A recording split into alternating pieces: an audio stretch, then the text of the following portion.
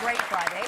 Just outside of Willis is a special place that truly reflects the Easter season. It's a story of second chances for those who have lost their way. It's called the Healing Hands Ranch. For those who have come there, it's become a place for miracles.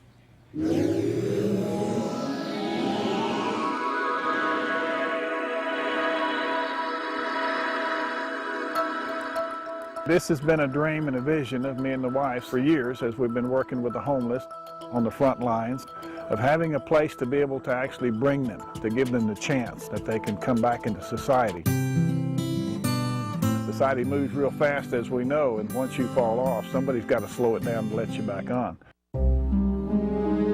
In my life, my problem had always been integrity, you know, and actually doing what you say and, you know, how much your word means to you. And because of that, pretty much I lost everything. Around the 20th and 21st years of my life, lost something that was real close to me. That just kind of tore me up, sent me into a selfish phase of just wanting to feel sorry for myself.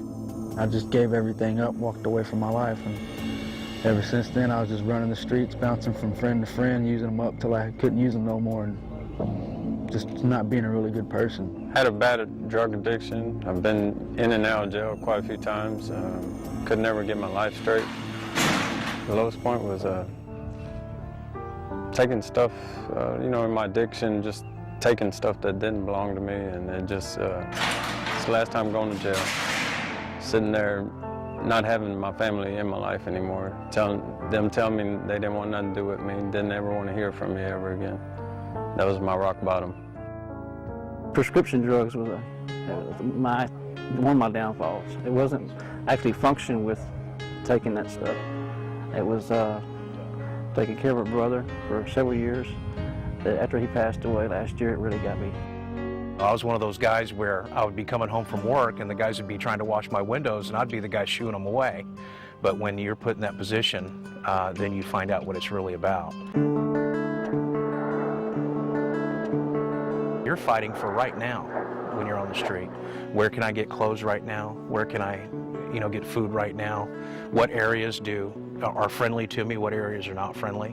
I was getting to a point where I was becoming depressed over it and just kind of giving up on myself, just getting lower and lower, and kind of get up a little bit and then just get knocked right back down. I was looking at, you know, pretty much sleeping under a bridge, and I was like, man, that's not what I want to do. I had divorce proceedings happening in the courthouse downtown Conroe, and I was 2 blocks down the street sleeping behind a bush.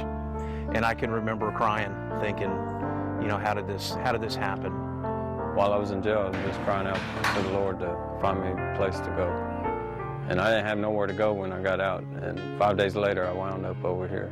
Not knowing where to turn, and we turned to the wrong things.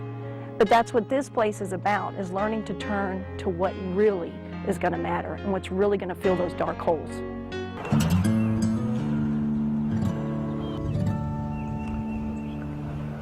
Barney would come to me at least once a week, just drunk as Cooter Brown. He would be just staggering, just be angry. He was a little Irish guy, and he'd just be always hollering and stuff. And every time I talked to him, I said, Barney, if you will stop drinking, we can help. Well, it took about 8 months of him doing it.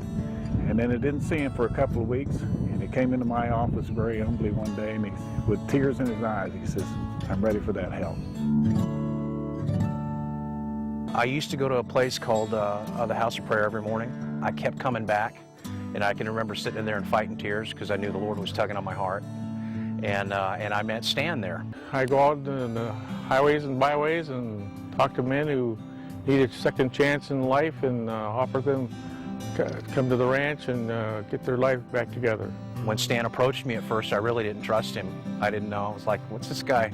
What's he selling, you know? Some guys, when they get out here, it's not what they thought it was, and they choose to leave. The ones who stay usually do pretty good. It was just immediate, just love and affection, and, you know, this is your home now, you know, just relax and know you're going to be okay. Every little step of the way, they're changing their lives. And whether it's through raking the leaves, whether it's through planting a garden or mowing, it's that feeling of accomplishment that they're worth something. There are good people on the street. Everybody's not bad. Everybody's not a drug addict. And even some of those are great people. They're just dying to get out. You know, they're waiting to peel back. It's like an onion. You peel back the skin and, you know, you get something nice, clear, and beautiful. This is a place they can come have their chance. They come here. We keep them busy continuously because I want them to be getting their brains reprogrammed, so to speak, for a new life.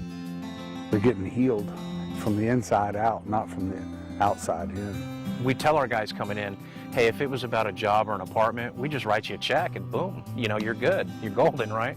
But it's not about that. It's about life change. It's about learning to serve.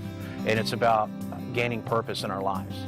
We build them up to the point that they're going back into society. Through this program, I've not only learned to get back up on my feet, but I've also learned how to really be a man of your word. It's been a real, basically a miracle for me.